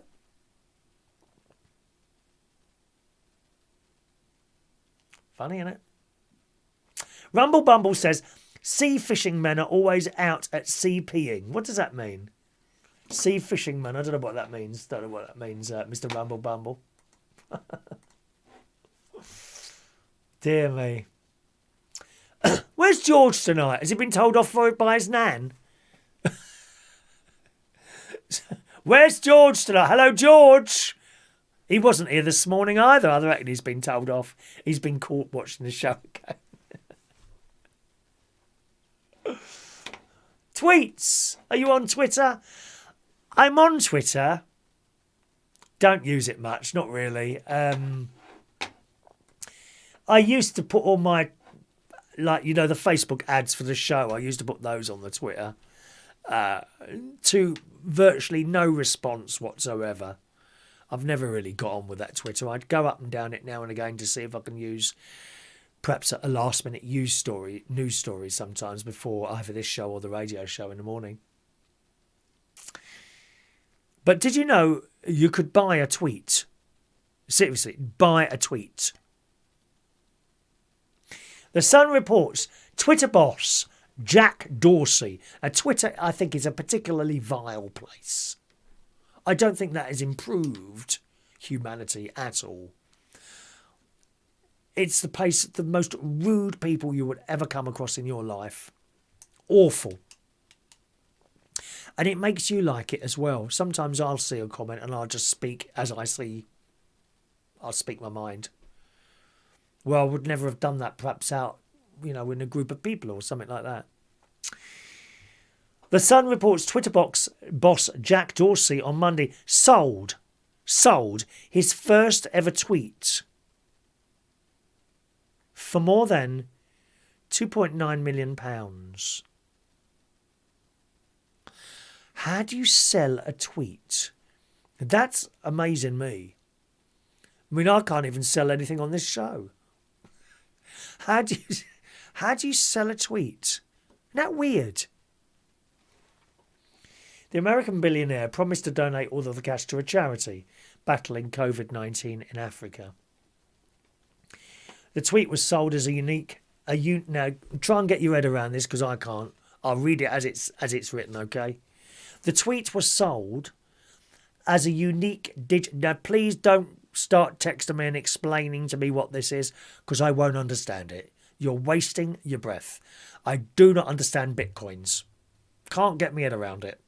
So many people have explained to me, don't even start cutting and pasting Google crap either, because it don't mean anything to me at all. I do not understand bitcoins. How can you buy something and not actually have it? And how is that worth anything? That number. I gather a bitcoin is a string of numbers. How is that even worth anything? Don't get it. I can't be the only one who don't get that. What about you, Alan Ross? I'll read it. The tweet was sold as a unique digital token known as an NFT, which is a non-fungible token. Following a bidding war between a couple of blokes, Sina Estavi, who is CEO of cryptocurrency company Bridge Oracle, and tech entrepreneur Justin Sun. An NFT... Anyone following this? No, I didn't think so. An NFT is a limited edition virtual item that can be bought and sold like any other asset, but has no physical form of its own. So they just buy and sell nothing. It's beyond me. The NFT can take the form of a digital image, video file, or other virtual assets, and is unique, meaning if you buy one, you're the only person with it. Why would you want to own someone's tweet?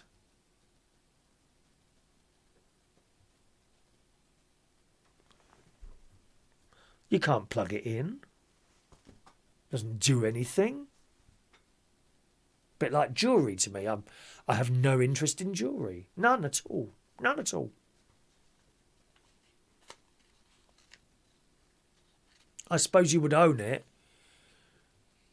for the only reason to be able to sell it on for more money, I suppose. Is that how it works? It says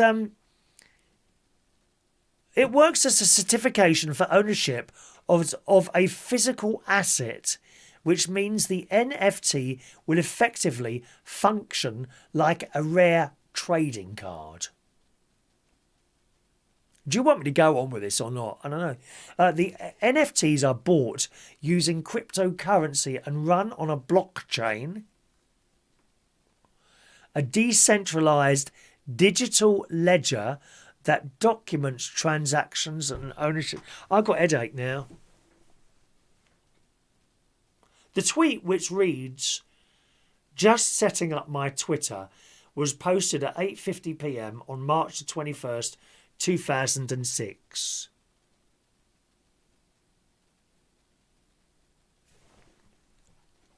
And someone has paid for that little tweet £2.09 million.